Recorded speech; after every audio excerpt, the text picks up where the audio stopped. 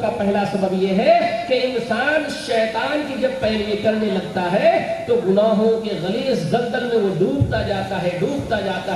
جاتا ہے اور پھر اس گناہوں کی غلیظ دلدل کو اپنے لیے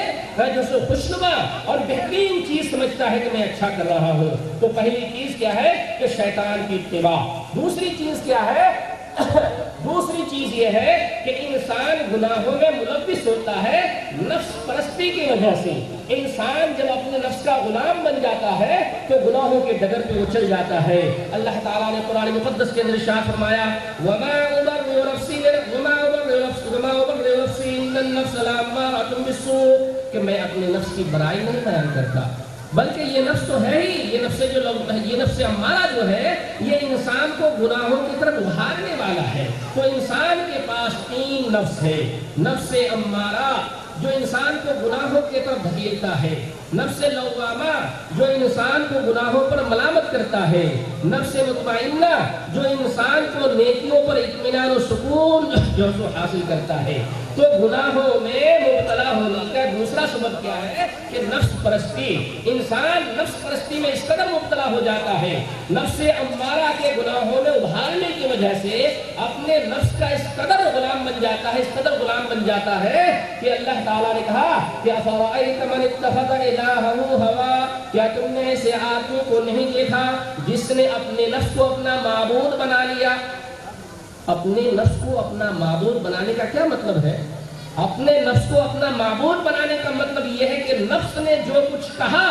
ہم نے وہ کیا۔ نفس نے نماز سے دور رہنے کی تلقین کی، ہم نماز سے دور ہو گئے۔ نفس نے حرام کمائی کی تلقین کی، ہم نے حرام کمائی میں ہاتھ ڈال دیا۔ نفس نے رب تعالیٰ کی اطاعت و فرما برداری سے ہمیں دور کیا تو ہم نے نفس کی بات ماننی شروع کر دی۔ تو جس نے اپنے نفس کو اپنا معبود بنا لیا تو سمجھ لیجیے کہ اس کے لیے ہلاکت اور بربادی ہے۔ تو گناہوں میں ملوث ہونے کا دوسرا سبب کیا ہے کہ نفس پرستی۔ اس لیے انسان کو چاہیے کہ اگر وہ گناہوں کے ڈگر سے بچنا چاہتا ہے تو اپنے نفس پہ کنٹرول رکھے، کیونکہ اپنے نفس پر کنٹرول رکھنا یہ جنت کی ضمانت ہے۔ اب آئیے گناہوں میں ملوث ہونے کا تیسرا سبب۔ گناہوں میں ملوث ہونے کا تیسرا سبب ہے صحبت سوء، غلط دوستی، غلط یاری۔ نبی پاک صلی اللہ تعالیٰ علیہ وسلم نے فرمایا کہ نیک دوست اور برے دوست کی مثال ایسی ہی ہے کہ جیسے کہ کوئی عطر بیچنے والا ہو اور کوئی بھٹی پھونکنے والا ہو۔ کیونکہ اگر کوئی انسان کسی نیک آدمی سے دوستی کرتا ہے، کیونکہ اللہ تعالیٰ نے قرآن مقدس کے اندر ارشاد فرمایا وَاصْبِرْ نَفْسَكَ مَعَ الَّذِينَ يَدْعُونَ رَبَّهُم بِالْغَدَاةِ وَالْعَشِيِّ۔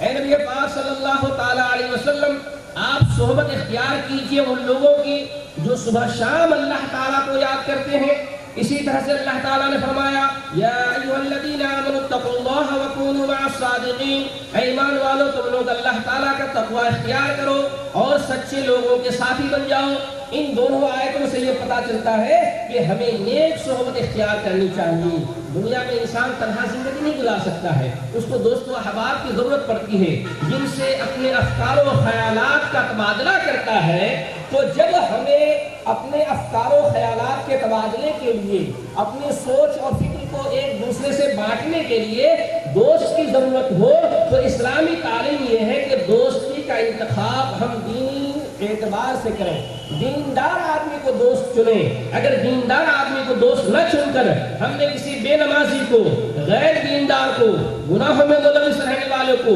شرک و بدعت میں ملوث رہنے والے کو ہم نے دوست بنا لیا تو جیسی سنگت ویسی رنگت، جیسی سنگت اختیار کریں گے ویسی رنگت ہمارے اوپر چڑھے گی۔ خربوزے کو دیکھ کر خربوزہ رنگ بدلتا ہے تو دوست کو دیکھ کر دوست جو ہے سو اپنا اخلاق و کردار بدلتا ہے۔ اس لیے نبی پاک صلی اللہ تعالیٰ علیہ وسلم نے فرمایا نیک دوست اور برے دوست کی مثال ایسی ہے کہ جیسے ایک عطر بیچنے والا ہے۔ عطر بیچنے والا کا معاملہ یہ ہوتا ہے کہ آپ اگر کسی عطر فروش کے پاس بیٹھیں گے تو ہو سکتا ہے کہ وہ عطر فروش سے آپ عطر خرید لیں، اگر آپ نہ خریدیں تو ہو سکتا ہے کہ عطر بیچنے والا آپ کو تحفے میں دے دے، اگر آپ نے عطر خریدا بھی نہیں، عطر اس نے تحفے میں دیا نہیں، تو کم سے کم اتنا تو ہوگا کہ جب تک اس عطر والے کے پاس بیٹھے رہیں گے تو عطر کی خوشبو سے آپ کا دل و دماغ معطر ہوتا رہے گا،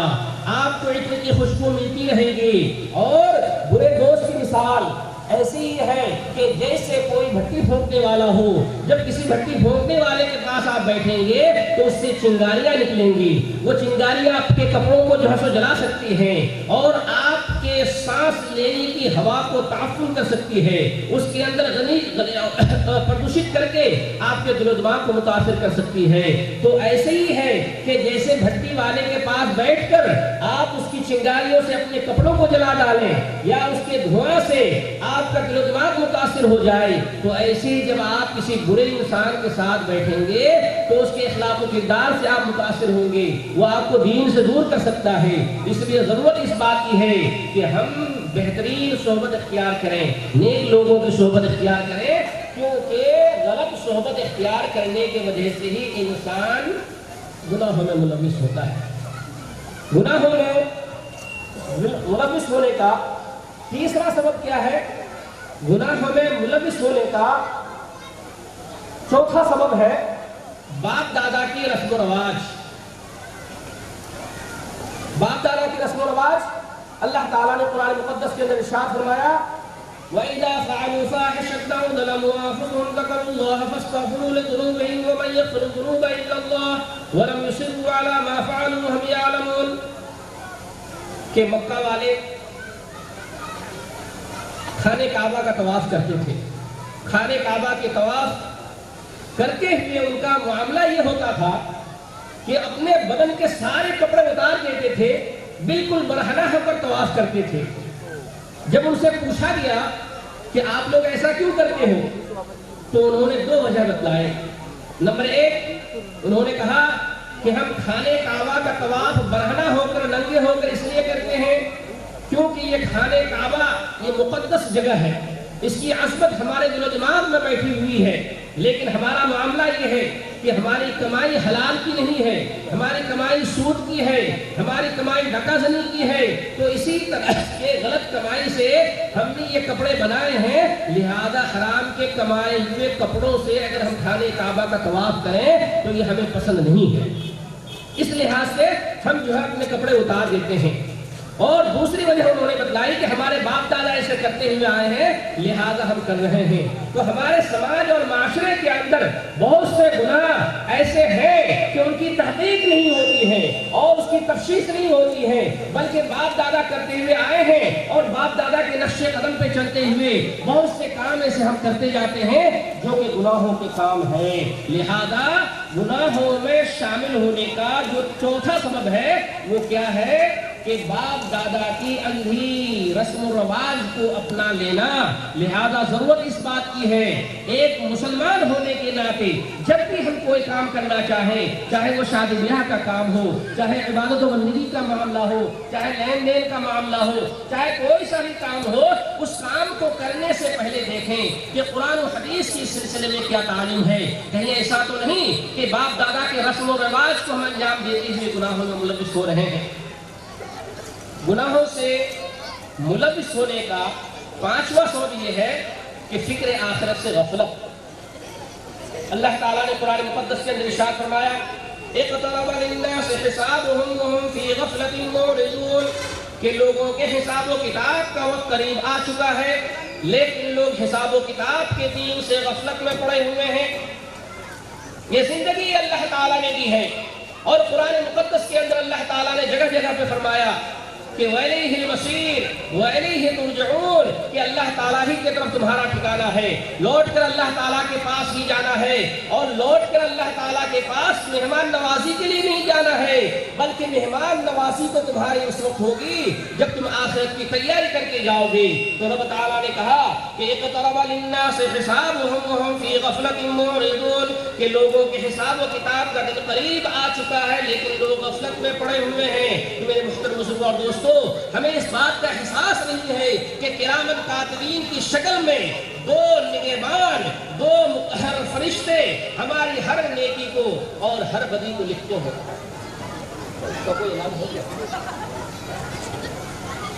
کہ منکر نکیر ہمارے ایک لمحے کے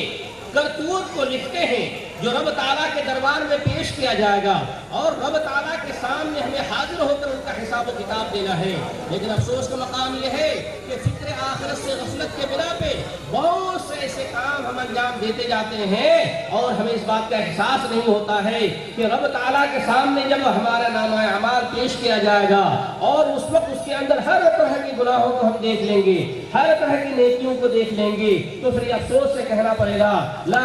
ما لهذا الكتاب لا يغادر صغيرة ولا كبيرة الا احصاها, کہ اس کتاب کو کیا ہو گیا ہے, اس کتاب کا کیسا معاملہ ہے کہ دنیا کے اندر اگر ہم نے کوئی چھوٹا سا کام کیا تھا تو وہ بھی اس کتاب کے اندر لکھا ہوا ہے, دنیا کے اندر کوئی بڑا سا کام کیا تھا وہ بھی اس کے اندر لکھا ہوا ہے, دنیا کے اندر کسی نے کوئی نیک کام کیا تھا تو وہ بھی یہاں لکھا ہوا ہے, دنیا کے اندر کوئی بد کام کیا تھا تو وہ بھی یہاں لکھا ہوا ہے. لہذا خلاصہ کلام کیا ہوا کہ گناہوں میں انسان ملوث ہوتا ہے شیطان کی اتباع کرنے کی وجہ سے, گناہوں میں انسان ملوث ہوتا ہے نفس پرستی کے بنا پہ, گناہوں میں انسان ملوث ہوتا ہے غلط صحبت اختیار کرنے کی وجہ سے, گناہوں میں انسان ملوث ہوتا ہے باپ دادا کے رسم و رواج پہ چلنے کی وجہ سے, گناہوں میں انسان ملوث ہوتا ہے فکر آخرت سے غفلت کے بنا پہ.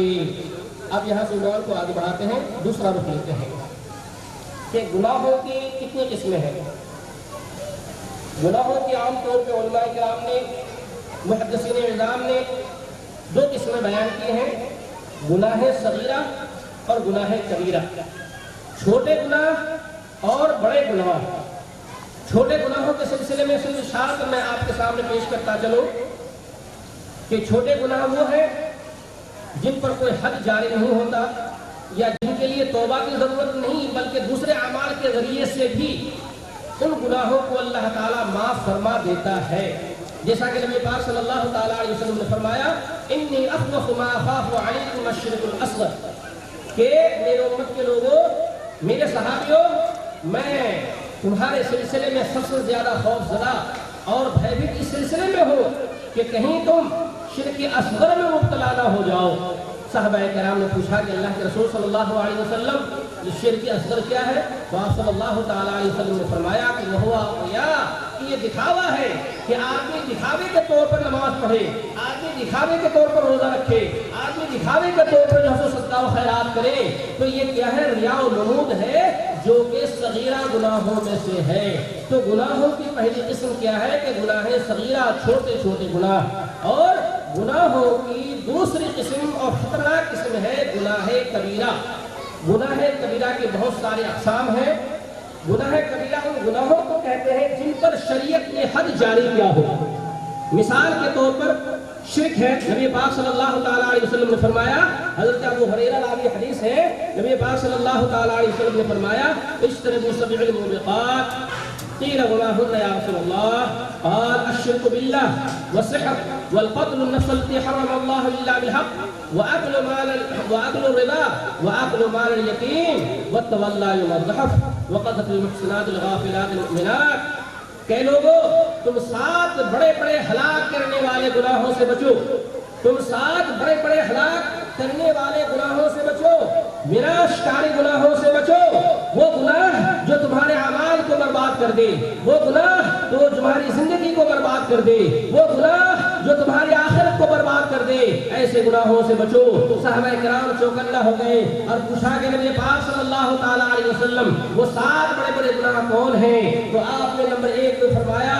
الاشراک باللہ. 7 بڑے گناہوں میں سے سب سے پہلا گناہ جس کو گناہ عظیم کہا جاتا ہے, جس کو اللہ تعالیٰ کبھی معاف نہیں فرمائے گا, جس کے لیے اللہ تعالیٰ نے جنت کو حرام قرار دے دیا ہے, اور جس کے ارتکاب کرنے والے مشرک کے لیے رب تعالیٰ نے مغفرت کی دعا کرنے سے منع کر دیا ہے, وہ ہے الشرک باللہ, کہ اللہ تعالیٰ کے ساتھ شرک کرنا. گناہ کے لیے وہ عظیم قسم ہے جس کی وجہ سے انسان کے سارے اعمال برباد ہو جاتے ہیں. گناہ کے لیے وہ عظیم قسم ہے جس کی وجہ سے انسان جنت کے اوپر حرام کر لیتا ہے. گناہ کے لیے وہ عظیم قسم ہے جس کے بارے میں اللہ تعالیٰ نے کہا کہ میرے پاس بندہ کسی طرح کا بھی کوئی گناہ کر کے آئے میں معاف کر سکتا ہوں، لیکن شرک کی حالت میں اگر اس کی موت ہوئی ہے تو اس کو میں کبھی معاف نہیں کروں گا۔ ما كان للنبي والذين آمنوا أن يستغفروا للمشركين ولو كانوا أولي قربى من بعد ما تبين لهم أنهم أصحاب الجحيم، کہ نبی پاک صلی اللہ تعالیٰ علیہ وسلم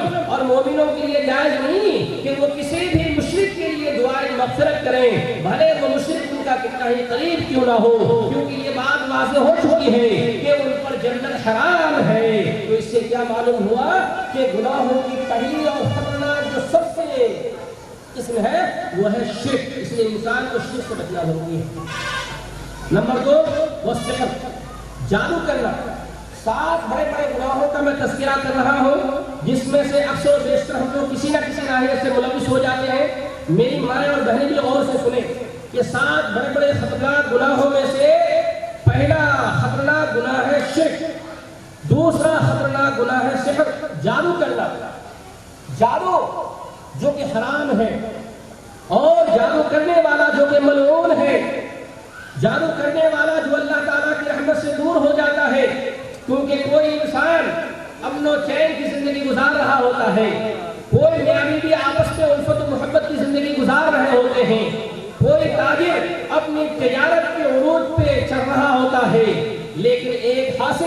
حسد میں آ کر جادو کے ذریعے سے اس انسان کی امن و چین کو چھیننے کی کوشش کرتا ہے۔ کوئی جادوگر جادو کے ذریعے سے میاں بیوی کے درمیان الفت و محبت کی بجائے نفرت کی دیوار کھڑے کرنا چاہتا ہے۔ کوئی جادوگر یا کوئی جادو کرانے والا کسی کی تجارت کو دیکھ کر حسد میں مبتلا ہوتا ہے اور اس کی کاروبار کو ٹھپ کرنے کے لیے گندے اور غلیظ لوگوں کے پاس جاتا ہے اور جادو کر کے اس کے کاروبار کو ٹھپ کرنے کی کوشش کرتا ہے۔ تو کان کھول کر سن لیں کہ یہ جادو کرنا 7 بڑے بڑے ہلاکت خیز گناہوں میں سے ہے۔ اس لیے ضرورت اس بات کی ہے کہ اگر جادو کرنے والا جادوگر یا جادو کرانے والا دنیا کے اندر سچے دل سے اس نے توبہ نہیں کی تو آخرت میں وہ کامیاب نہیں ہو سکتا، آخرت کے اندر وہ جنت کے اندر داخل نہیں ہو سکتا۔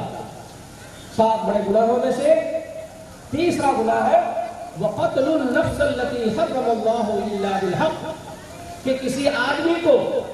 بغیر کسی جرم کے، بغیر کسی قصور کے فتنہ و فساد کے بنیاد پر قتل کر دیا جائے۔ اسلام کی نظر میں مانو زندگی کی بڑا مہتو،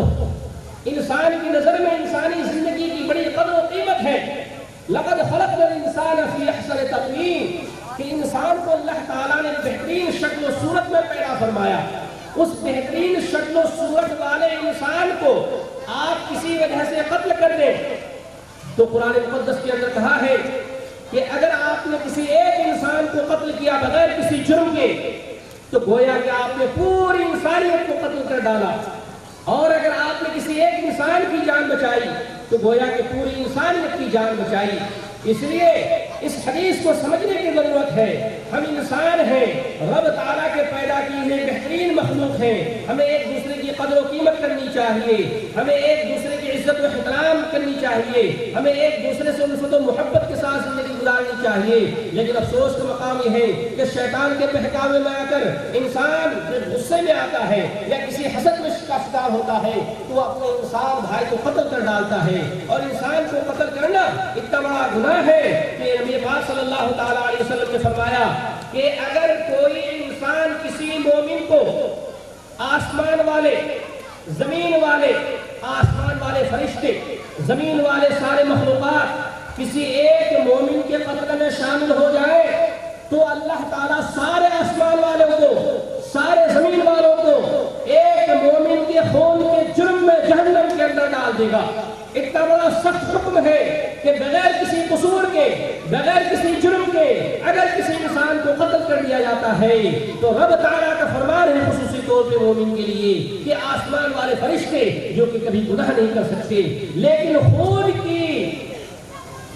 جرم کو واضح کرنے کے لیے نبی پاک صلی اللہ تعالیٰ علیہ وسلم نے فرمایا کہ فرشتے بھی کسی مومن کے خون میں شامل ہو جائیں، زمین والے سارے انسان کسی کے خون میں شامل ہو جائے تو اللہ تعالیٰ اس مومن کے خون کے جرم میں سارے کے سارے لوگوں کو جہنم کے اندر ڈال دے گا۔ بڑا آسان سا ہے کسی کی زندگی چھین لینا۔ میرے محترم بزرگوں اور دوستو، انسانی زندگی کی قدر و قیمت کو سمجھنے کی ضرورت ہے۔ بہرحال 7 बड़े गुनाहों में से पहला सबसे बड़ा गुनाह शिर्क, दूसरा बड़ा गुनाह किसी पर जादू करना, तीसरा बड़ा गुनाह किसी इंसान को नाहक कत्ल कर डालना, और चौथा सबसे बड़ा गुनाह है वो अक्लुर रिबा, सूद का माल खाना, सूद के जरिए से कारोबार को बढ़ाना। कान खोल कर सुन ले कि ये सूद इतनी खतरनाक चीज है कि सिर्फ एक हदीस आपके सामने पेश करता चलो कि अगर इंसान सूद के जरिए से अपने कारोबार को बढ़ाता है,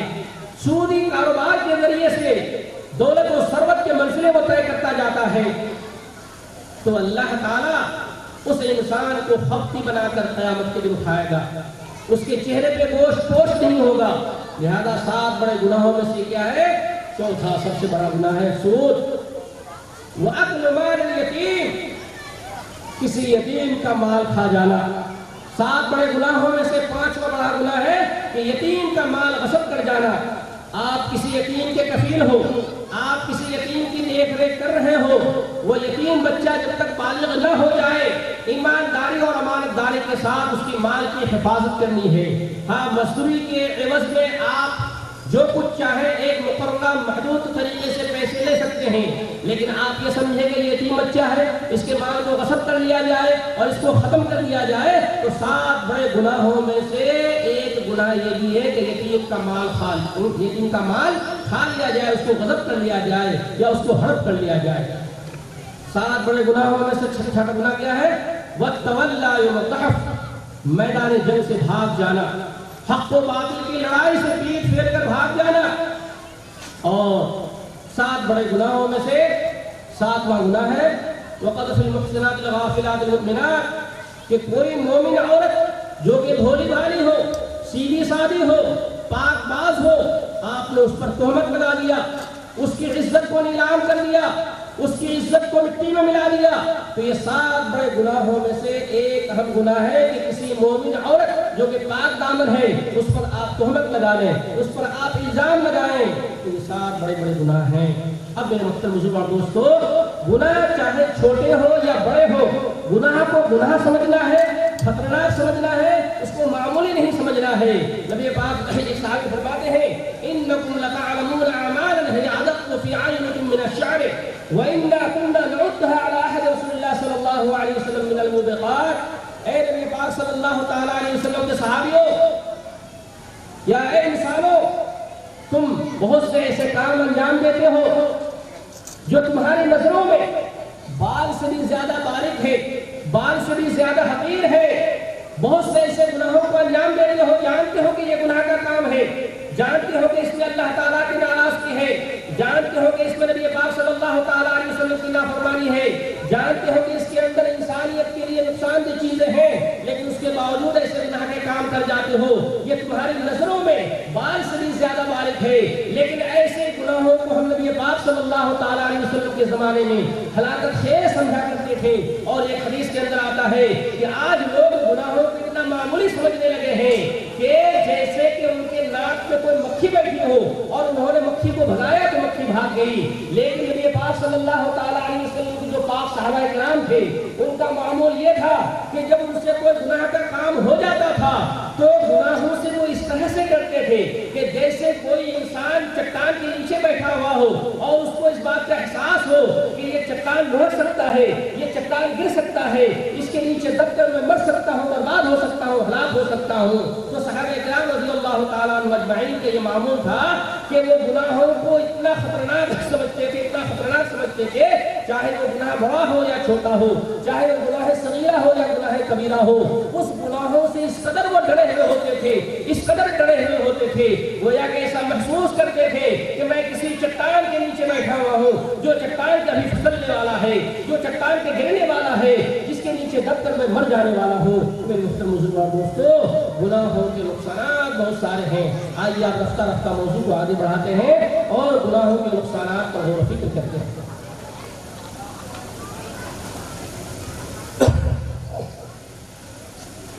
गुनाहों के बेशुमार नुकसानात में से सबसे पहला नुकसान क्या है कि दिल का जंग आलूद हो जाना, दिल का खराब हो जाना। نبی پاک صلی اللہ تعالیٰ علیہ وسلم نے فرمایا کہ جب کوئی بندہ کوئی گناہ کا کام کرتا ہے تو اس کے دل کے اندر ایک کالا دھبا پڑ جاتا ہے. اگر اس نے توبہ کر لی، اسے گناہ کا احساس ہوا، گناہوں کے داغ سے اپنے دامن کو اس نے صاف و شفاف کر لیا، تو اللہ تعالیٰ اس کے کالے دھبے کو صاف کر دیتا ہے.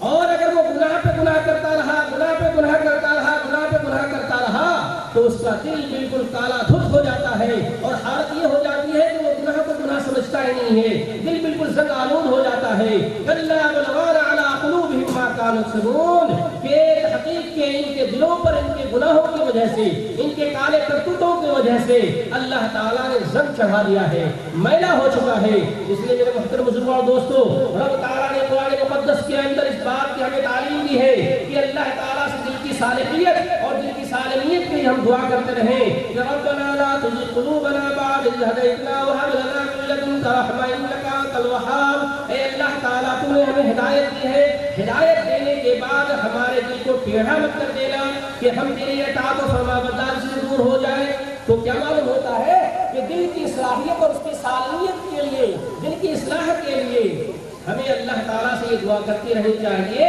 کہ ربنا لا تزغ قلوبنا بعد إذ هديتنا وهب لنا من لدنك رحمة إنك أنت الوهاب. اے اللہ تعالیٰ ہدایت دینے کے بعد تو ہمیں گمراہ مت کر دینا، ہمارے دل کو ٹیڑھا مت کر دینا. وہب لنا من لدنک رحمہ، اور تو ہمیں اپنے پاس سے رحم و کرم عطا فرما. انک انت الوہاب، تو ہی بہترین عطا کرنے والا ہے. اور نبی پاک صلی اللہ تعالیٰ علیہ وسلم نے دعا فرماتے تھے یا مصرف القلوب صرف قلبی علی طاعتک. اے دلوں کو پھیرنے والے، میرے دل کو تو اپنی اطاعت و فرما برداری کی طرف پھیر دے. تو میرے محترم مسلمان دوستو، یہ رمضان کا مہینہ ہے، اس مہینے کے اندر اللہ تعالیٰ کی عبادت و بندگی خوب کرتے ہیں، کیونکہ اس مہینے کے اندر پہلا بینیفٹ جو ہمیں ملتا ہے وہ یہ ہے کہ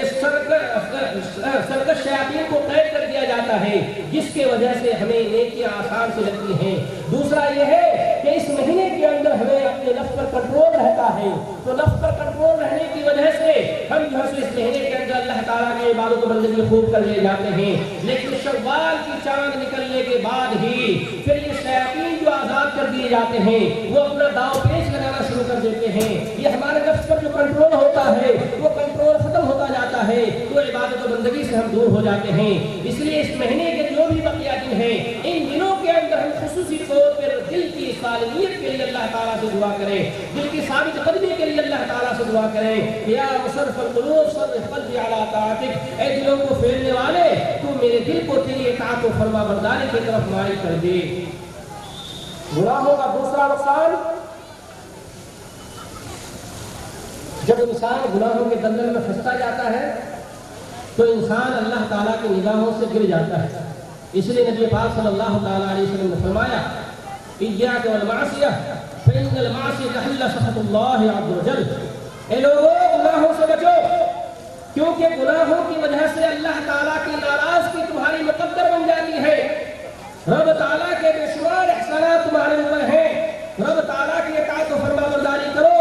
اگر رب تعالیٰ کی اطاعت و فرما برداری کرنے کے بجائے گناہوں میں ملوث ہو گئے تو اللہ تعالیٰ کی نگاہوں سے گر جاؤ گے. جب اللہ تعالیٰ کی نگاہوں سے گر جاؤ گے تو دنیا اور آخرت میں تمہاری کوئی عزت نہیں ہوگی. اللہ تعالیٰ کا فرمان ہے وَمَن يُهِنِ اللَّهُ فَمَا لَهُ مِن مُّكْرِمٍ، کہ اللہ تعالیٰ جس کو ذلیل و رسوا کر کے اس کو کوئی عزت دینے والا نہیں ہے. خصوصی طور پہ مسلمان ہم اپنے گریبان میں جھانک کر دیکھیں، میں بھی اپنے گریبان میں جھانک کر دیکھوں، آپ بھی اپنے گریبان میں جھانک کر دیکھیں، اور کبھی اپنے گریبان میں جھانک کر دیکھیں کہ کیا ہم نے گناہوں کے ذریعے سے اپنے رب کو ناراض نہیں کر لیا، کیا گناہوں کی وجہ سے رب کی ناراضگی کو ہم نے اپنے دامن سے سمیٹ لیا، اور رب کی ناراضگی کی وجہ سے آج مسلمانوں کی کیا عزت و احترام ہے. آج مسلمان ذلت و رسوائی کی زندگی جینے پہ مجبور ہے. آج مسلمان دوسروں کی آنکھوں کے تنکا بن چکے ہیں. کس وجہ سے؟ آج مسلمان اس کو کوستے ہیں، اس کو کوستے ہیں. اپنے دامن کو جھانک کر دیکھو، اپنے دامن کو جھانک کر دیکھو، اپنی کرتوتوں کو دیکھو، اپنے اخلاق و کردار کو دیکھو کہ کیا تمہارا اخلاق و کردار، کیا تمہارے اعمال، تمہارے عبادات رب تعالیٰ کو خوش کرنے کے لیے کافی ہیں؟ کیا تم اپنے عبادات و بندگی کے ذریعے سے رب تعالیٰ کی رحمت کے مستحق ہو؟ وَتُعِزُّ مَن تَشَاءُ وَتُذِلُّ مَن تَشَاءُ، اللہ تعالیٰ جس کو چاہتا ہے عزت دیتا ہے، جس کو چاہتا ہے ذلت دیتا ہے. جو رب تعالیٰ کے راستے پہ چلتا ہے رب تعالیٰ اس کو عزت کے اعلیٰ مقام پہ فائز کر دیتا ہے. جو رب تعالیٰ کے راستے کو چھوڑ کر اپنے نفس پرستی میں مبتلا ہو جاتا ہے، شیطان کا غلام بن جاتا ہے، غلط صحبت اختیار کرتے ہوئے، باپ دادا کے رسم و رواج کو اپناتے ہوئے گناہوں کے دلدل میں چلتا ہے، تو اللہ تعالیٰ ذلت و رسوائی اس کے مقدر کر دیتی ہے. اور آج خصوصی طور پہ جن کے بارے میں علامہ اقبال نے کہا تھا وہ معزز تھے زمانے میں مسلمان ہو کر، وہ معزز تھے زمانے میں مسلمان ہو کر، ہم خار ہوئے تارک قرآن ہو کر. وہ صحابہ کرام رضی اللہ تعالیٰ عنہم اجمعین، ان کی زندگیوں کو دیکھ لیجئے جن کے بعد میں رب تعالیٰ نے کہا کہ فَإِنْ آمَنُوا بِمِثْلِ مَا آمَنْتُم بِهِ فَقَدْ اهْتَدَوْا. اے میرے مومن بندو، اے میرے انسان بندو، اچھی طرح سے کان کھول کر سن لو کہ اگر تم ہدایت چاہتے ہو تو ہدایت کا معیار صحابہ کرام کا ایمان ہے. ان صحابہ کرام کو اللہ تعالیٰ نے عزت و اکرام کا اعلیٰ مقام دیا. کس بنا پہ دیا؟ رب کی رضامندی اور اس کی خوشنودی کو اپنی زندگی کا مقصد سمجھا، رب تعالیٰ کی عبادت و بندگی کو سب کچھ سمجھا، اور رب تعالیٰ کی عبادت و بندگی سے کبھی دور نہیں ہوئے. تو اللہ تعالیٰ نے عزت و احترام کے اعلیٰ مقام پہ فائز کر کے دنیا کے اندر ان کو جنت کی بشارت دی. آج ہم بھی اسی نبی کے کلمہ پڑھنے والے، ہم بھی اسی رب کا کلمہ پڑھنے والے، اسی قرآن کے ماننے والے، آج ہم در کی ٹھوکریں کھانے پر کیوں مجبور ہیں؟ رب تعالیٰ نے اچھی طرح ارشاد فرما دیا وَمَن يُهِنِ اللَّهُ فَمَا لَهُ مِن مُكْرِمٍ، کہ اللہ تعالیٰ جس کو ذلیل کر دے اس کو کوئی عزت دے نہیں سکتا. اور آج ہماری ذلت و رسوائی مقدر بنی ہے تو صرف اس بنا پہ بنی ہے کہ گناہوں کو ہم نے اپنے دامن سے باندھ لیا. گناہوں کو انسان کے سامنے شیطان نے جب خوبصورت بنا کر پیش کیا تو انسان گناہوں کے دلدل میں اس کی بدبو میں پھنستا چلا گیا، اپنی زندگی کے مقصد سے مدور ہو گیا. اس لیے میرے محترم بزرگوں اور دوستو، وہی صحابہ کرام والی عزت و احترام اگر تم پانا چاہتے ہو، ان جیسا ایمان ہمارا نہ ہو لیکن ہمارے اعمال کم سے کم ان جیسے ہونے چاہیے، تبھی جا کر عزت ہم حاصل کر سکتے ہیں، ورنہ اس دنیا میں ہمارا کوئی مثال حال نہیں ہوگا. اب آئیے کہ گناہوں کا تیسرا نقصان کہ رزق کے اندر کمی ہو جاتی ہے. نبی پاک صلی اللہ تعالیٰ علیہ وسلم نے فرمایا، ابن ماجہ کی روایت ہے وَإِنَّ الرَّجُلَ لِيَحْرُمُ الرِّزْقَ بِالذَّنبِ أَوْ يُصِيبُهُ، کہ ایک انسان کو اللہ تعالیٰ اچھا خاصا روزی دیتا ہے، ایک انسان کا کاروبار اچھا خاصا چل رہا ہوتا ہے، ایک انسان کی فصلیں لہلہاتی رہتی ہیں، لیکن پھر اس انسان کے کاروبار میں کمی آ جاتی ہے، وہی کھیت فصلیں کم اگانے لگتی ہیں، انسان کا روزی روزگار کم ہو جاتا ہے. کیوں کم ہو جاتا ہے؟ اللہ کے رسول صلی اللہ تعالیٰ علیہ وسلم نے فرمایا وَإِنَّ الرَّجُلَ لِيَحْرِمُ الرِّزْقَ بِالذَّنبِ يُصِيبُهُ، کہ ایک انسان جب گناہوں میں مبتلا ہو جاتا ہے تو گناہوں میں مبتلا ہونے کی وجہ سے اللہ تعالیٰ اس کے رزق کے اندر کمی کر دیتا ہے.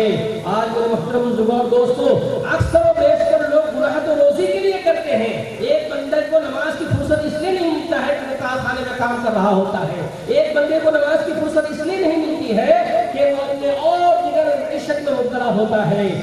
کسی شاعر نے کہا پھول رہا ہے کہ خدا کو بھول بیٹھے لوگ فکر روزی میں، خیال رزق ہے رزاق کا خیال نہیں. رزاق کون ہے؟ روزی دینے والا کون ہے؟ اس کی عبادت و بندگی نہیں اور اس کا خوف اور اس کا ڈر ہمارے دلوں کے اندر نہیں. پھر ہم یہ شکایت کرتے ہیں کہ ہمارا کاروبار نہیں چلتا ہے، ہمارا روزی روزگار دن بدن گھٹتا جا رہا ہے. میرے محترم بزرگوں اور دوستو، جب تم گناہوں کے دلدل میں پھنسے رہو گے، اپنے کارخانوں میں بیٹھ کر اس کی غیبت کرتے رہو گے، اس کی پگڑی اٹھا لو گے، اس کی پگڑی اٹھا لو گے، دکانوں میں بیٹھ کر لوگوں کی غیبتیں کرو گے، گناہ کے کام کرو گے، دکانوں میں بیٹھ کر نماز کے وقت اوقات گزارتے رہو گے، تو کہاں سے تمہارے کاروبار میں برکت ہوگی؟ کہاں تمہارے کھیتوں میں فصلیں اگیں گی؟ کہاں تمہارے روزی روزگار میں برکت ہوگی؟ اس لیے آج یہ شکایت کرنے سے پہلے کہ ہمارا دھندا نہیں چل رہا ہے، ہمارا کاروبار نہیں چل رہا ہے، آپ اپنے دامن کے اندر جھانک کر دیکھیں کہ آپ کا دامن کہیں گناہوں سے داغدار تو نہیں ہے. کیونکہ اللہ تعالیٰ نے قرآن مجید کے ارشاد فرمایا وَضَرَبَ اللَّهُ مَثَلًا قَرْيَةً آمِنَةً مُطْمَئِنَّةً يَأْتِيهَا رِزْقُهَا رَغَدًا مِنْ كُلِّ مَكَانٍ فَكَفَرَتْ بِأَنْعُمِ اللَّهِ فَأَذَاقَهَا اللَّهُ لِبَاسَ الْجُوعِ وَالْخَوْفِ. ایک گاؤں کا تذکرہ کیا گیا ہے اس آیت کریمہ کے اندر کہ ایک گاؤں تھا جس کے اندر ہر طرح کی کھیتیاں تھی، ہر طرح کی فصل تھی اور ان کو امن و امان جو ہے حاصل تھا اور خوب اللہ تعالیٰ روزی عطا کرتا تھا. فَكَفَرَتْ، پھر انہوں نے اللہ تعالیٰ کی ناشکری شروع کر دی. فَأَذَاقَ اللَّهُ لِبَاسَ الْجُوعِ، تو اللہ تعالیٰ نے خوف و ڈر کا ماحول ان کے اندر پیدا کر دیا اور ان کے امن و امان کو خوف سے بدل دیا، ان کے روزی کے اندر تنگی پیدا کر دی. اس سے کیا معلوم ہوتا ہے کہ انسان جب تک اللہ تعالیٰ کی اطاعت و فرمانبرداری کے مطابق زندگی گزار رہا ہوتا ہے تو اللہ تعالیٰ کے رزق سے مستفید ہوتا رہتا ہے. جو انسان اپنے دامن کو گناہوں سے داغدار کرنا شروع کر دیتا ہے تو وہ انسان اپنے روزی کو لات مارنا شروع کر دیتا ہے، روزی سے وہ دور ہوتا چلا جاتا ہے. تو گناہوں کے نقصانات میں سے تیسرا نقصان یہ ہے کہ انسان روزی سے محروم کر دیا جاتا ہے. اسی طرح سے آئیے کہ آپ کو معلوم ہوگا کہ آدم علیہ السلام ہمارے باپ، حوا علیہ السلام ہماری ماں، ان کو اللہ تعالیٰ نے اپنی قدرت کاملہ سے پیدا فرمایا، جنت میں بسایا. جنت میں بسانے کے بعد کہا وَقُلْنَا يَا آدَمُ اسْكُنْ أَنْتَ وَزَوْجُكَ الْجَنَّةَ وَكُلَا مِنْهَا رَغَدًا حَيْثُ شِئْتُمَا وَلَا تَقْرَبَا هَٰذِهِ الشَّجَرَةَ فَتَكُونَا مِنَ الظَّالِمِينَ. کہ آدم و حوا سے کہا گیا کہ تم اس جنت کے اندر رہو، جنت کی جو بھی نعمتیں ہیں ان کو کھاؤ پیو، آرام سے رہو. وَلَا تَقْرَبَا هَٰذِهِ الشَّجَرَةَ، لیکن اس فلاں درخت کے قریب تم مت جانا. یہ جو درخت ہے، یہ جو پیڑ ہے، یہ جو پودا ہے، اس کو اگر تم کھا لو گے تو تم جنت کی نعمتوں سے محروم کر دیے جاؤ گے، اللہ تعالیٰ کی نافرمانی کر بیٹھو گے، گناہ کر بیٹھو گے. بڑی دل لگی کے ساتھ سننے والی بات ہے کہ وہ آدم و حوا، وہ آدم جس کو اللہ تعالیٰ نے فرشتوں کے ذریعے سے سجدہ کروایا، وہ آدم جس کو اللہ تعالیٰ نے جنت کے اندر بسایا، وہ آدم جس کو اللہ تعالیٰ نے جنت کی سرداری دی، وہ آدم جس کو اللہ تعالیٰ نے جنت کے اندر کھلی آزادی دی کہ جہاں چاہو جاؤ، جو چیز کھاؤ پیو. وَلَا تَقْرَبُوا هَٰذِهِ الشَّجَرَةَ، بس ایک ہی چیز کی مناہی ہے، ایک چیز کی رکاوٹ ہے کہ اس درخت کے پاس مت جانا. لیکن شیطان نے اسی درخت کو ٹارگٹ بنایا کہ اس درخت کے قریب جانے سے آدم و حوا کو منع کیا گیا ہے. اگر میں اس درخت کے قریب لے جاؤں اور یہ اس درخت کو کھا لے تو یہ اللہ تعالیٰ کے گناہوں میں شامل ہو جائیں گے، اللہ تعالیٰ کے ناراضگی کا شکار ہوں گے، ان کی جنت لباس چھینی جائے گی، ان کے روزے سے محروم کر دیا جائے گا. اور شیطان اپنے ٹارگیٹ میں مشہور ہوا. اس نے آدم و حوا سے کہا کہ اگر اس درخت کو کھا لو گے تو ہمیشہ ہمیشہ اسی جنت کی نعمتوں کو کرو گے رہو گے. چنانچہ آدم و حوا شیطان کے بہکاوے میں آ کر جب اس شجر ممنوعہ کو کھایا تو شجر ممنوعہ کو کھانے کے بعد وہ آدم جس کو اللہ تعالیٰ نے فرشتوں کے ذریعے سے سجدہ کروایا، وہ آدم جس کو اللہ تعالیٰ نے جنت میں بسایا، اس آدم پر سب سے پہلے گناہوں کا پکڑ کیا ہوا کہ اللہ تعالیٰ نے جنت کی لباس چھین لی، جنت کی لباس چھین لی، ننگے ہو گئے. اور جب انہیں اپنے شرمگاہوں کی حفاظت کا احساس ہوا تو درخت کے پتوں کے ذریعے سے اپنے شرمگاہوں کو ڈھانپنے لگے میرے محترم بزرگوں اور دوستوں. اور پھر اس کے بعد انہیں جنت سے نکال دیا گیا. تو اس سے کیا معلوم ہوتا ہے کہ گناہوں کی وجہ سے انسان روزی سے محروم کر دیا جاتا ہے، گناہوں کی وجہ سے انسان کی نعمتیں چھین لی جاتی ہیں. آج دیکھ لیجیے بہت سارے جو آپ میں سے بہت سارے عمر یافتہ لوگ ہیں کہ بہت سارے پھل فروٹ جو آپ نے آج سے 40 سال 50 سال پہلے کھائے ہوں گے، ان کا کیا ذائقہ ہوتا تھا، کیا ٹیسٹ ہوتا تھا، اور وہ صحت و تندرستی کے لیے کتنی مفید ہوتی تھی. آج اسی آم کو کھا لیجیے، آج اسی تربوز کو کھا لیجیے، وہ ذائقہ وہ ٹیسٹ چھین لیا گیا ہے، وہ صحت کے لیے جو اس کے اندر فوائد تھے وہ ختم ہو چکے ہیں. آج انسان اکثر و بیشتر بیماری میں مبتلا ہے خوراک کی وجہ سے، کیونکہ ان خوراکوں کے اندر ایسے کیمیکل یا ایسے جو آدھونک کھاد ڈالے جاتے ہیں جو انسانیت کے لیے ہانیکارک ہے. کس وجہ سے ہے؟ اس وجہ سے ہے کہ ان پھل فروٹ کے ذائقہ جو اللہ تعالیٰ کی نعمت ہے، ان نعمتوں کو، ان کے ذائقوں کو اللہ تعالیٰ نے چھین لیا ہے کیونکہ ہم نے گناہوں کے ذریعے سے رب تعالیٰ کو ناراض کر دیا. تو گناہوں کا تیسرا یا چوتھا نقصان روزی سے محروم کر دیا جانا. اسی طرح سے گناہوں کے نقصانات میں سے ہے کہ انسان مشکلات کے انبار میں دھکیل دیا جاتا ہے. اللہ تعالیٰ نے فرمایا کہ ظہر الفساد فی البر والبحر بما کسبت ایدی الناس، کہ آج فساد چاہے سمندر میں ہو، فساد چاہے زمین میں ہو، ان فساد کے وجوہات انسانوں کے کالے کرتوت ہیں. آج سمندروں میں بھی امن و امان نہیں،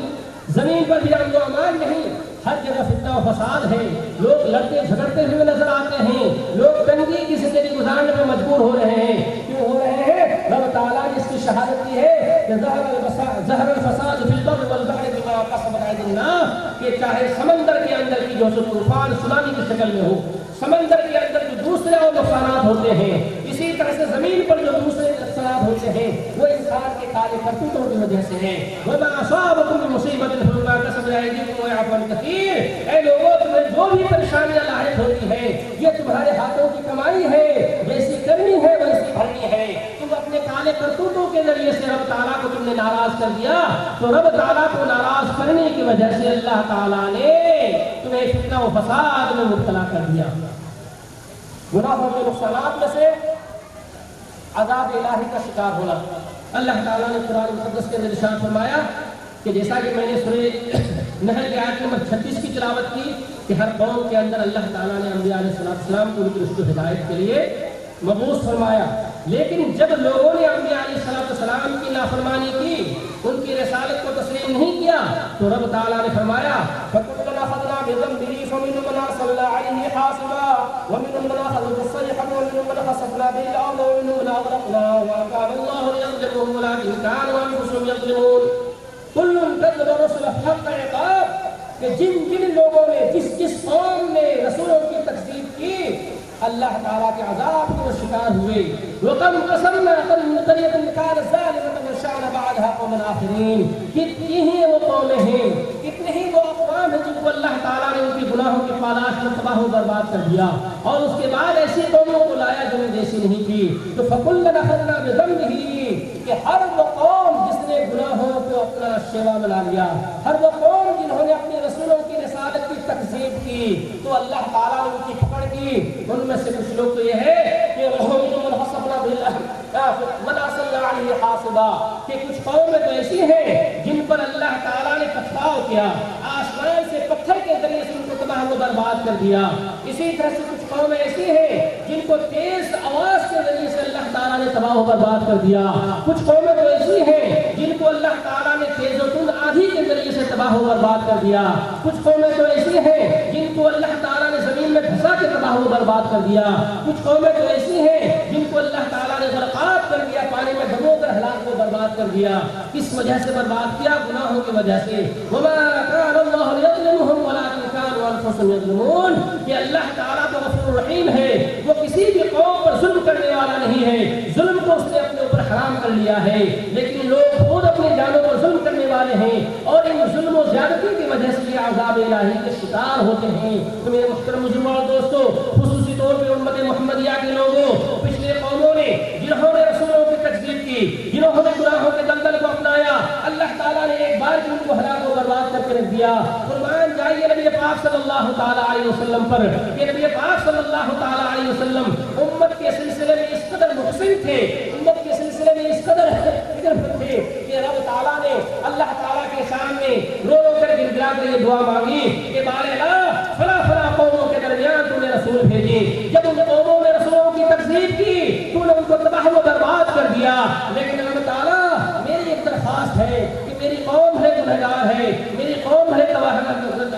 خطاکار ہے، لیکن رب تعالیٰ تجھ سے ایک درخواست ہے کہ جس طرح سے تو نے ایک بار کی قوم نوح کو ختم کر دیا، جس طرح سے تو نے ایک بار کی قوم لوط کو تباہ کر دیا، جس طرح سے تو نے اور دیگر اقوام کو تباہ و برباد کر دیا، ایک ہی مرتبہ نشت و نابود کر دیا، رب تعالیٰ میری ایک دعا قبول فرمانا کہ میری قوم کو ایک بار کی ہلاک مت کرنا۔ چنانچہ اللہ تعالیٰ نے نبی پاک صلی اللہ تعالیٰ علیہ وسلم کی دعا قبول کی، اور رب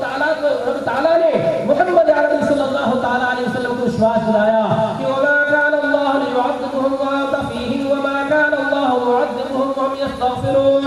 اے نبی پاک صلی اللہ تعالیٰ علیہ وسلم، آپ کی یہ دعا ہے، آپ کی یہ التجا ہے کہ آپ کی قوم کو میں تباہ و برباد نہ کروں، تو میں آپ سے وعدہ کرتا ہوں وَمَا كَانَ اللَّهُ لِيُعَذِّبَهُمْ وَأَنْتَ فِيهِمْ۔ اے نبی پاک صلی اللہ تعالیٰ علیہ وسلم، جب تک آپ اپنی امت میں موجود ہیں، باحیات ہیں، میں آپ کی قوم کو ایک بار کی ہلاکت میں مبتلا نہیں کروں گا، ایک بار کی ان کو تباہ و برباد نہیں کروں گا۔ وَمَا كَانَ اللَّهُ لِيُعَذِّبَهُمْ وَهُمْ مُسْتَغْفِرُونَ، اور آپ کے جانے کے بعد یہ قوم جب تک اپنے گناہوں سے معافی طلب کرتی رہے گی، میں ان کو تباہ و برباد نہیں کروں گا۔ لیکن محترم مسلمان دوستو، اس آیت کریمہ کی تفسیر کرتے ہوئے ابن عباس رضی اللہ تعالیٰ عنہما نے فرمایا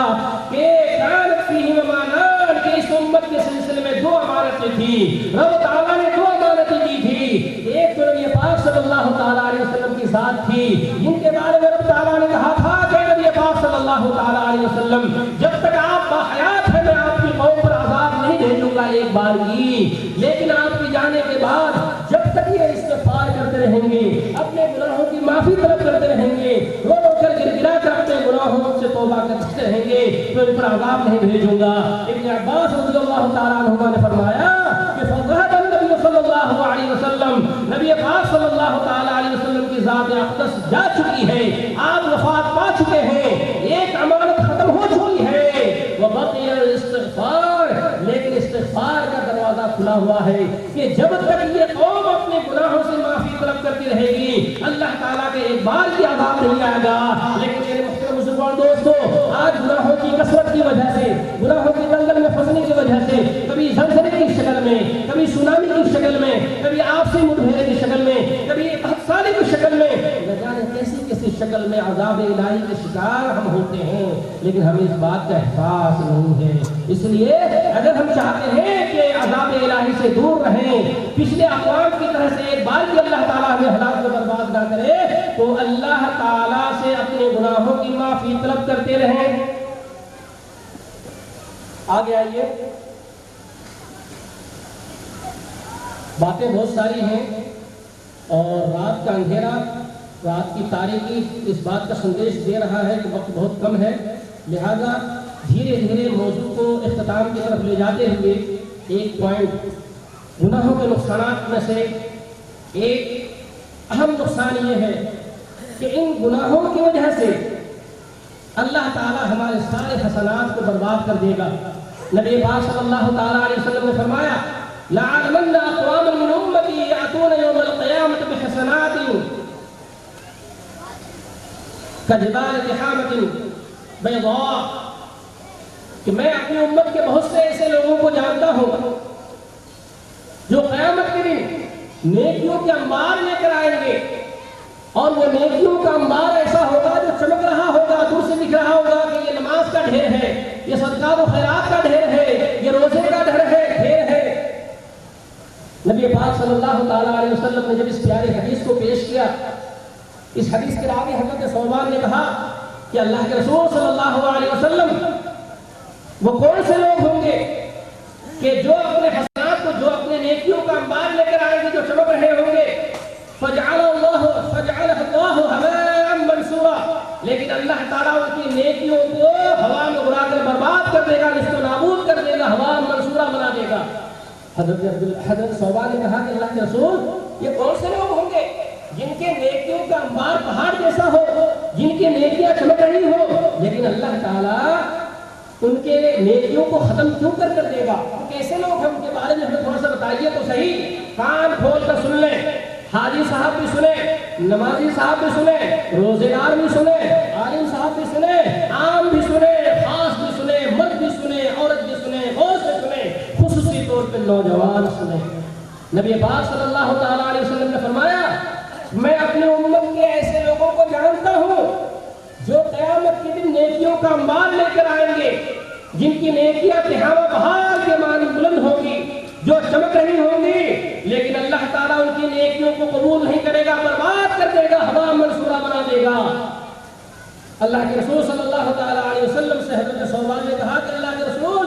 وہ کون سے لوگ ہوں گے جن کی نیکیاں برباد کر دی جائیں گی؟ اللہ کے رسول صلی اللہ تعالیٰ علیہ وسلم نے فرمایا کہ وہ تمہارے ہی ایسے لوگ ہوں گے، تمہارے ہی قبیلے کے ہوں گے، تمہارے خاندان کے ہوں گے، جس طرح سے راتوں کو جاگ کر تم تہجد پڑھتے ہو وہ بھی تہجد گزار ہوں گے، لیکن ان کی حالت یہ ہوگی جب وہ تنہائی میں ہوں گے تو اللہ تعالیٰ کے حرام کاموں میں مبتلا ہو جائیں گی، تنہا رہیں گے، کوئی دیکھ نہیں رہا ہوگا، لوگوں میں تو نیکیاں کرتے رہے ہوں گے، مسجدوں میں نماز پڑھتے رہے ہوں گے، بھری محفلوں میں اچھی اچھی باتیں کر رہے ہوں گے، لیکن جب تنہا رہے ہوں گے، ندی میں بیٹھے ہیں کوئی نہیں دیکھ رہا ہے، قبرستان کے نیچے بیٹھے ہیں کوئی نہیں دیکھ رہا ہے، کھیت میں بیٹھے کوئی نہیں دیکھ رہا ہے، رات کو ابا اماں سو گئے کوئی نہیں دیکھ رہا ہے، موبائل میں ہم لگے ہوئے ہیں۔ نبی پاک صلی اللہ تعالیٰ علیہ وسلم نے فرمایا کہ ایسے لوگوں کی نیکیوں کو برباد کر دیا جائے گا، قبول نہیں کیا جائے گا، جو محفلوں میں تو نیکیاں کرتے ہیں، نماز ادا کرتے ہیں، لیکن جب تنہائی میں ہوتے ہیں تو تنہائی میں اللہ تعالیٰ کے گناہ کے کام کرتے ہیں، اللہ تعالیٰ کے محارم کا شکار ہو جاتے ہیں۔ وہ کون سے لوگ ہیں؟ آج کل خصوصی طور پہ ہاتھوں میں ہے، یہ اللہ تعالیٰ کی رحمت ہے، اس کا صحیح استعمال ہونا چاہیے۔ اگر اس کا استعمال آپ نے تنہائی میں کیا، ایسی جگہ پہ کیا،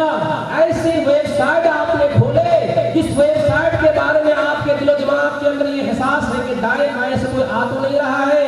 ندی کے بیچ میں جا کر بیٹھ گئے کہ کوئی دور سے آئے گا تو بند کر دوں گا، کھیت میں جا کر آپ بیٹھ گئے کہ وہاں پہ میں ایسی ویب سائٹ چلاؤں گا کوئی نہیں آنے گا، کان کھول کر سن لیجئے کہ تنہائی میں جو گناہوں میں مبتلا ہوتا ہے، بھری محفل میں کتنی ہی نیکیاں کیوں نہ کر لے، رب تعالیٰ نے نبی پاک صلی اللہ تعالیٰ علیہ وسلم کی زبان یہ فرما دیا ہے، ایسے نیکی کرنے والوں کی نیکیوں کو میں قبول نہیں کروں گا، بلکہ عجیب لوگ ہیں، عجیب فطرت ہے،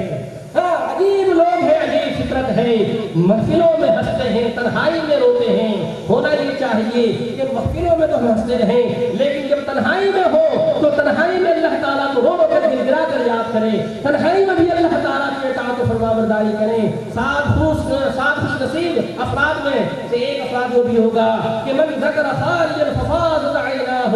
کہ وہ شخص خوش نصیب ہوگا جس کو عرش الہی میں جگہ دی جائے گی، کہ جس نے تنہائی میں اللہ تعالیٰ کو یاد کیا اور تنہائی میں اللہ تعالیٰ کے خوف سے اس کی آنکھیں اشکبار ہو گئی۔ لیکن افسوس کا مقام یہ ہے کہ یہ موبائل جس کے ذریعے سے کتاب و سنت کی باتیں ہمیں پڑھنی چاہیے، یہ موبائل جس کے ذریعے سے دینی باتیں ہمیں سیکھنی چاہیے، یہ موبائل جس کو مفید کاموں میں لگانا چاہیے، اس موبائل کے ذریعے سے ہم نے اپنے اعمال کو برباد کرنے کا ذریعہ ڈھونڈ لیا ہے۔ ایسی ویب سائٹ، ایسی چیزیں کہ جس کو ہم دوسروں سے چھپاتے ہیں۔ نبی پاک صلی اللہ تعالیٰ علیہ وسلم سے پوچھا گیا، اے نبی پاک صلی اللہ تعالیٰ علیہ وسلم، نیکی کس کو کہتے ہیں اور گناہ کس کو کہتے ہیں؟ آپ صلی اللہ تعالیٰ علیہ وسلم نے فرمایا کہ نیکی تو حسن اخلاق کا نام ہے، کہ حسن اخلاق نام ہے، نیکی ہر اس کام کو کہتے ہیں جس کو اللہ تعالیٰ پسند فرمائے، اور والاثم محاک فی نفسک، کہ گناہ وہ کام ہے جو تمہارے دل کے اندر کھٹکے اور تمہیں اس بات کا ڈر ہو کہ فلاں کو اس بات کا پتہ نہ چل جائے۔ کیا ایسی بات نہیں ہے کہ غلط ویب سائٹوں میں جب آپ گھس جاؤ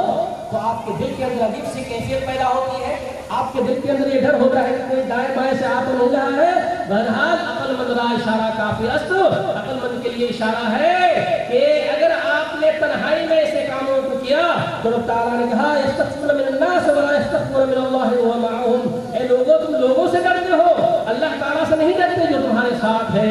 یعلم خائنۃ الاعین وما تخفی الصدور، وہ رب تعالیٰ تو وہ ذات ہے جو تمہاری آنکھوں کی خیانت کو بھی جانتا ہے کہ تمہاری آنکھیں کہاں جا رہی ہیں، تمہاری آنکھیں کیا دیکھ رہی ہیں، اور آنکھوں کی خیانت ہی کو نہیں بلکہ دل کی چھپی ہوئی بھیدوں کو بھی جانتا ہے۔ رب تعالیٰ کا ڈر ہونا چاہیے۔ اب آئیے عنوان کو آگے بڑھاتے ہیں کیونکہ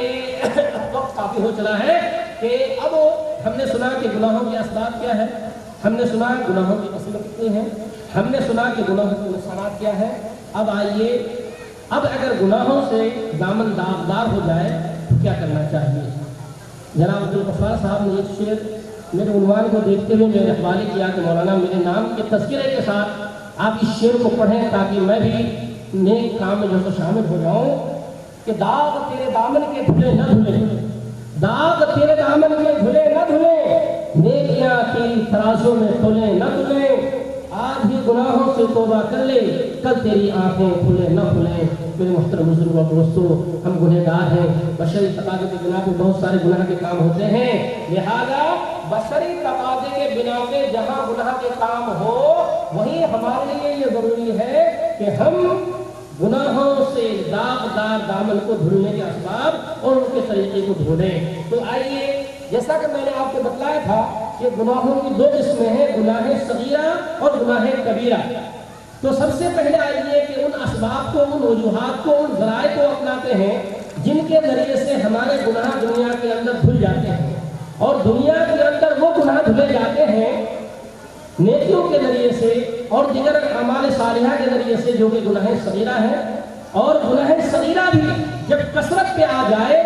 تو کنکر مل کر پہاڑ بنتا ہے، تو گناہ صغیرہ بھی اگر کثرت سے انجام دیا جائے تو وہ گناہ کبیرہ کا درجہ حاصل کر لیتا ہے۔ تو آئیے پہلے گناہوں کو مٹانے کے جو ذرائع ہیں، گناہوں کو کیسے مٹاتے ہیں، کن طریقوں سے مٹاتے ہیں، ان پر غور و فکر کرتے ہیں۔ کہ سب سے پہلی چیز گناہوں کو مٹانے کا طریقہ یہ ہے کہ اللہ تعالیٰ کا خوف، اللہ تعالیٰ کا ڈر۔ اللہ تعالیٰ نے قرآن مقدس کے اندر ارشاد فرمایا، یا أيها الذين آمنوا اتقوا الله وقولوا قولا سديدا يصلح لكم أعمالكم ويغفر لكم ذنوبكم ومن يطع الله ورسوله فقد فاز فوزا عظيما. اے ایمان والو، اللہ تعالیٰ سے ڈرو اور سیدھی اور سچی بات کہو. جب تم اللہ تعالیٰ سے ڈرو گے، سیدھی اور سچی بات کہو گے، تو کیا فائدہ ہوگا؟ یصلح لکم اعمالکم، تمہارے اعمال کو اللہ تعالیٰ درست کر دے گا. یصلح لکم اعمالکم ویغفر لکم ذنوبکم، اور اللہ تعالیٰ تمہارے گناہوں کو معاف فرما دے گا. اس سے کیا معلوم ہوا کہ اگر انسان اللہ تعالیٰ کا خوف، اللہ تعالیٰ کا تقوی اپنے اندر پیدا کرتا ہے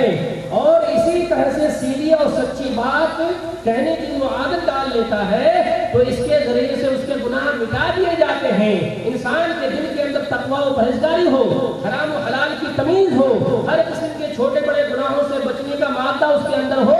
اور زبان پہ کنٹرول رکھتے ہوئے ہمیشہ وہ سیدھی اور سچی بات کہے، تو اس کے ذریعے سے اس کے گناہ مٹا دیے جاتے ہیں. اسی طرح سے رب تعالیٰ نے فرمایا کہ ان الذین یخشون ربهم بالغیب لهم مغفرۃ واجر کبیر، کہ جو لوگ غائبانہ طور پہ اللہ تعالیٰ سے ڈرتے رہتے ہیں تو ایسے لوگوں کے لیے اللہ تعالیٰ کی مغفرت ہے. اور مغفرت کا مطلب یہ ہوتا ہے کہ اللہ تعالیٰ اس کے گناہوں کو معاف فرما دیتا ہے. واجر کبیر، اور بہت بڑی کامیابی ہے. کیا مطلب؟ کہ اللہ تعالیٰ کا ڈر اگر ہمارے دل کے اندر ہے تو اللہ تعالیٰ کے ڈر کی وجہ سے گناہوں سے جب ہم بچتے ہیں تو اللہ تعالیٰ اس طرح سے ہمارے لیے مغفرت کا دروازہ کھول دیتا ہے، اور پھر اللہ تعالیٰ ہمیں جنت میں داخلہ نصیب فرمائے گا. گناہوں کو مٹانے کا پہلا ذریعہ کیا ہے؟ اللہ تعالیٰ کا خوف، اللہ تعالیٰ کا ڈر، اللہ تعالیٰ کا تقوی. دوسرا طریقہ کیا ہے؟ اطاعت رسول. گناہوں کو مٹانے کا دوسرا طریقہ اطاعت رسول. قل ان کنتم تحبون اللہ فاتبعونی یحببکم اللہ ویغفر لکم ذنوبکم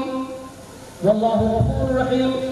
اے نبی پاک صلی اللہ تعالیٰ علیہ وسلم، آپ ان سے کہہ دیجئے کہ اگر تم اللہ تعالیٰ سے محبت کرنا چاہتے ہو تو فاتبعونی یحببکم اللہ. اے لوگو، تم اللہ تعالیٰ سے محبت کرنا چاہتے ہو تو پہلے میری اتباع کرو. میری اتباع کے بغیر اللہ تعالیٰ کے محبت کا درجہ حاصل نہیں کر سکتے.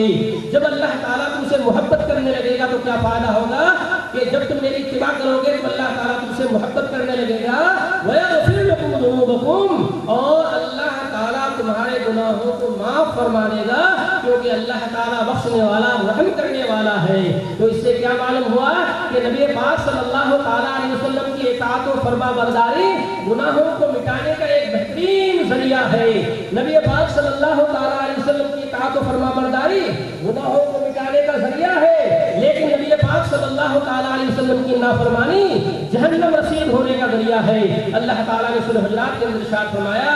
لا تقدموا بین یدی اللہ ورسولہ واتقوا اللہ لا ترفعوا اصواتکم فوق صوت النبی